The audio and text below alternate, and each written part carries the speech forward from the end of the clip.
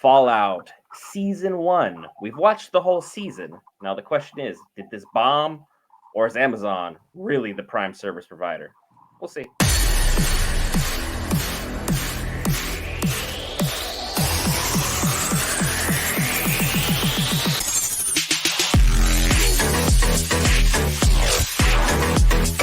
All right, guys, Brent here, back with Geek Variants. We cover all things Marvel, DC, Lord of the Rings, anime, gaming, Star Wars, and more. This time, Bethesda's Fallout with the man, the myth, the Marvel. If you guys watched the live stream last night, thank you so much for all 100 plus of you who tuned in with us. Had a great time talking shop with you, talking all things Fallout, all things geek. That being said, let's get right into the meat and potatoes of this because I have stuff I want to say. Will, I'm going to have you start us off. All right, let's just say this. As a video game series, this was a great rendition of what it is. You got to remember, they didn't just take from a specific Fallout game.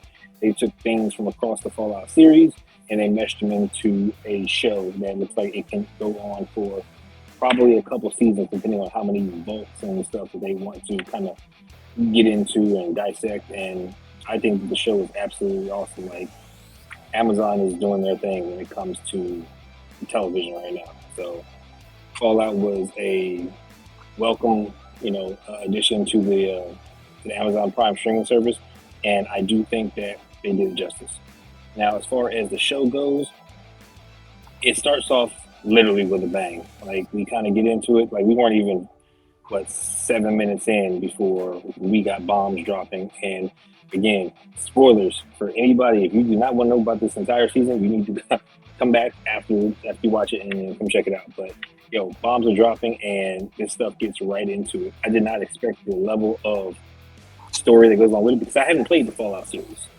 And now this is making me want to go and play the Fallout series because the little Easter eggs that they put in there, even like the date of the very first Fallout, which uses one of the codes, like towards the end of the show. Like, the little Easter eggs they put in here for a lot of stuff that I recognize just from knowing people who have played Fallout. Like, they did absolutely fantastic. And I want to say that I don't think they could have had a better opener for the season. So. No, and honestly, if anyone's wondering, Will is out of the office, so to speak. So if the volume's off a little iffy, I will try and fix it in the post edit. But for all things Fallout, I gotta say, they hit this out of the dang park. Amazon, when you give them an IP, they take care of it and they deliver it. The writers, from start to finish, hats off. I was on the edge of my seat throughout every episode. Everything had good logic. Everything was sound. I literally sat here trying to dissect the plot to look for coherent flaws as to why certain characters would be in this position or why this happenstance moment led to this. There was very little to beef with. And honestly, the cast, the directors, the writers, the props team, everyone who was doing the CGI, I mean, it out of the park home run. This is probably, right now for me, show of the year, and we've had a lot of bangers already dropped, most of them anime, but we've had a lot of heavy bangers dropped already. This is fantastic, and if this is going to be kind of what a ramp up is for Amazon coming forward with The Boys Season 4 2 months from now, things are going to be great to be a geek, and this kind of gives you a little bit of hope that, hey, maybe Elder Scrolls could be adopted. I talked about it on the live stream enough. You could do a TV series if you started it per game and, step by step, but that's a whole nother topic I don't want to tangent on. Which specific moments did you really want to highlight? Because if you haven't seen it, we've covered everything in a nutshell without spoilers. You've been warned 2 or 3 times. Let's get in the meat and potatoes of this amazing series that I highly recommend you watch. Let's start with Lucy McLean. She was absolutely a joy to watch. Like, she played her character to a T. Like, absolutely played her character. Like, she was the whole, trying to have sex with that, the naivety she was dealing with. Eventually, when the combat skills kicked in, like, several different things that were kind of flowing as they needed to. And while I was getting frustrated with her as a character, I mean, she was playing the character right. So it was absolutely fun.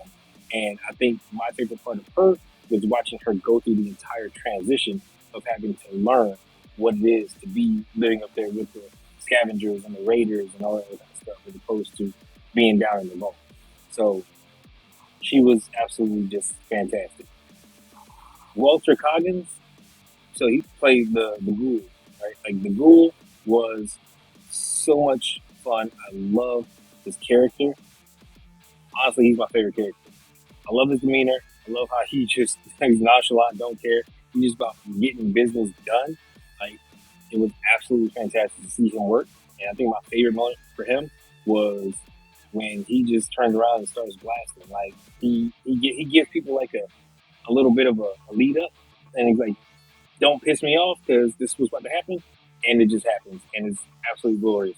I think I want to say my favorite one was the one with the where he dealt with the president of the government.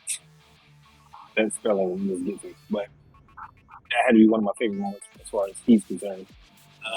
Now, when we get to Knight Titus slash Maximus, he was fun. I liked him.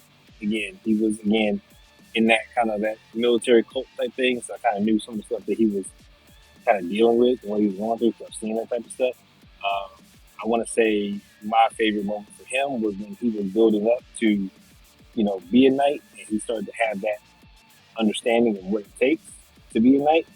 And I gotta say, with him and Michael Rappaport, who was actually Titus, that whole little scene right there, like when he ran away and he was just screaming F F F F F like the entire way, like had me rolling the entire time.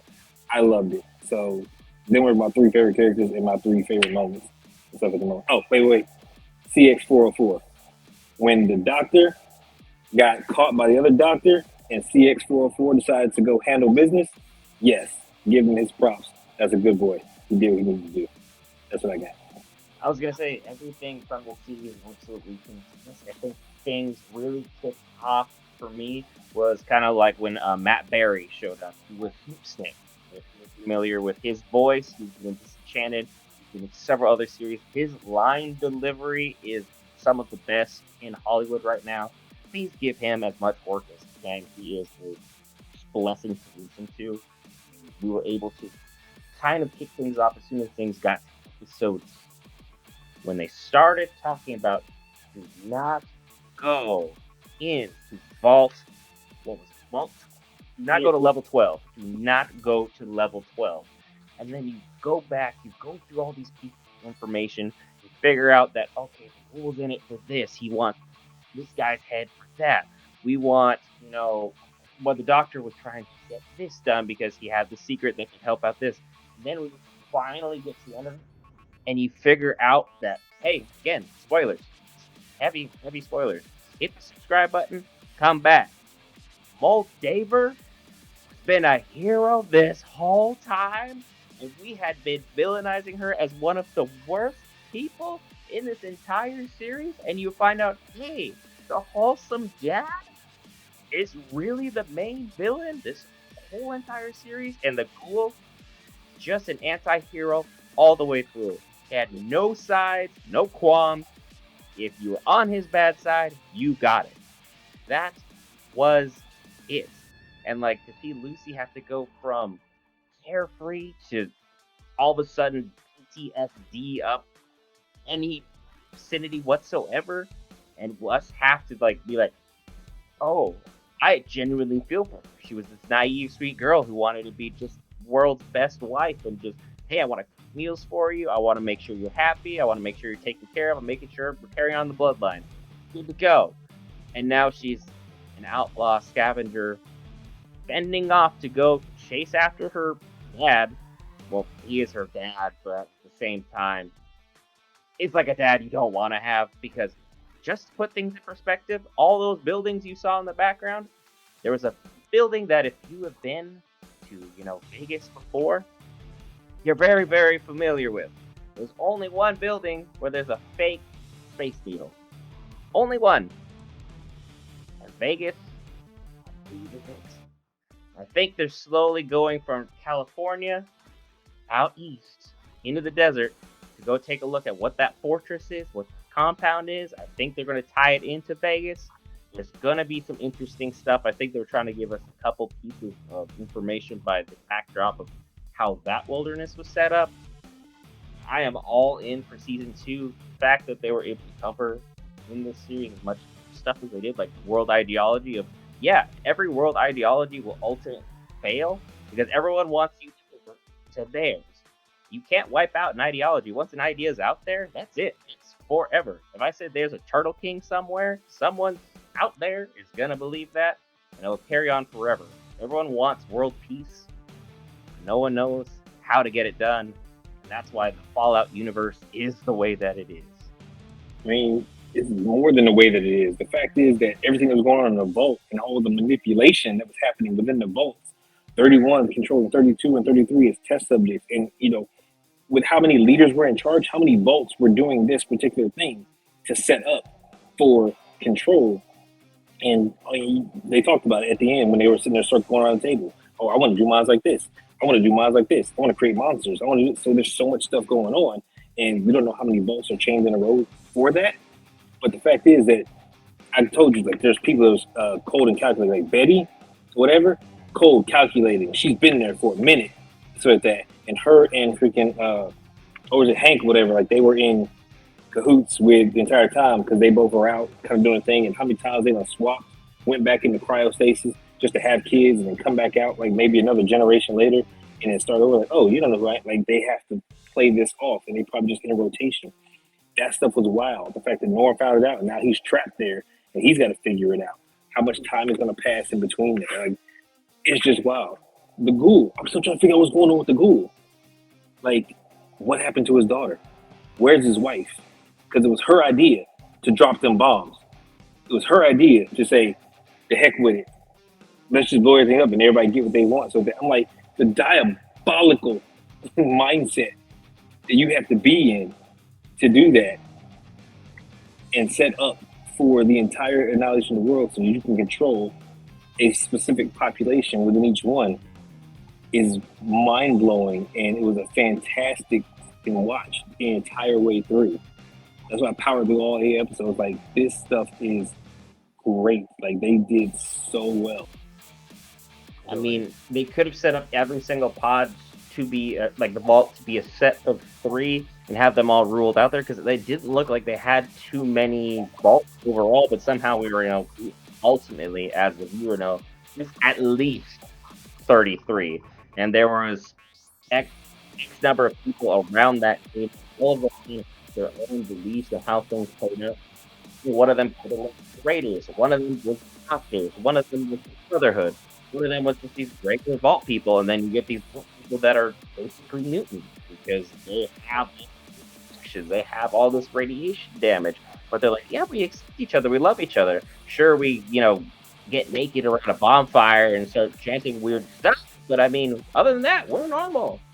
So it's like their universe was bizarre from start to finish.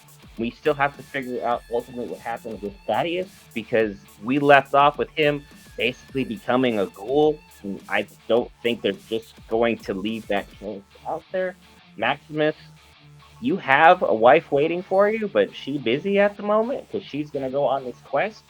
And then thank goodness for Dane being the ride or die friend that Dane was, because otherwise Maximus would have been got. But at the same time, because Dane was as devout for Thaddeus as Dane was, Moldaver died. So it's like we were rooting for so many people that everything started falling in on itself, and it just imploded. This was great action, great plot, great drama. Again, if you've made it 14 minutes and you listen for all the spoilers, please check this out on Prime Video. Right now, in my opinion, Prime Video is the can't miss streaming service for shows. Between Invincible, The Boys, Gen V, this, there's so many others that I'm missing off the top of my head. Prime Video, you guys are nailing it, and I would trust you with so many IPs that I am highly overprotective of at this moment in time. Y'all playing the game, y'all winning the game, as far as I'm concerned. Like a 9.2 out of 10 for me. It was almost perfect. This is the closest we're probably going to get to you so far. But again, I could be a slave to the moment, It does happen when you're just fresh off the show that I only finished. How do you feel about it, Will? I mean, I think I'm in the same boat. Like they're doing absolutely fantastic. Because again, I like stuff that makes you think. I like stuff that when you try to figure out what's going on, what happened. So again, me watching stuff like Reacher and Jack Ryan's with that, again, looking at all the espionage and knowing what's up and what's going on, it's like, okay, this is the same thing. It's like it's espionage, but from the business side of things. So that what's going on, who's manipulating who's doing what. They did it fantastic. Definitely freaking a 9 and up for sure for me. And so with that. I gotta let the awesomeness wear off for a minute so that I can give an accurate rating. But right now, it's definitely over a 9. Like, there's no way this is not go up for a nominee for one of the best shows of the year. Leave your guys' thoughts in the comments below about how you feel about certain scenes, certain characters. I will be responding to everything that you guys drop and everything you guys say. As if you've followed the channel before, you are quite familiar that I have made sure every time you comment, you're going to get a response, whether it be good, bad, or indifferent. I love talking with you guys. Love getting to know each one of you, especially for everyone who's hitting that subscribe button. We greatly appreciate it. Channel's been rocking and rolling. Tons more great content. Potentially, we'll be back in office for Saturday when we have Kaiju number 8 rocking and rolling. Looking forward to covering that with you guys, viewers. And video will probably drop. I want to say, well, we've already seen it drop. So I'm assuming Friday, just due to the fact we're going to get a quick edit, make sure everything's on the up and up. We'll have to cover for you, the viewer, maybe even earlier. Keep an eye on all the things Geek. I've been Brent. You have any further thoughts, Will? No further thoughts. We'll see you in the next one.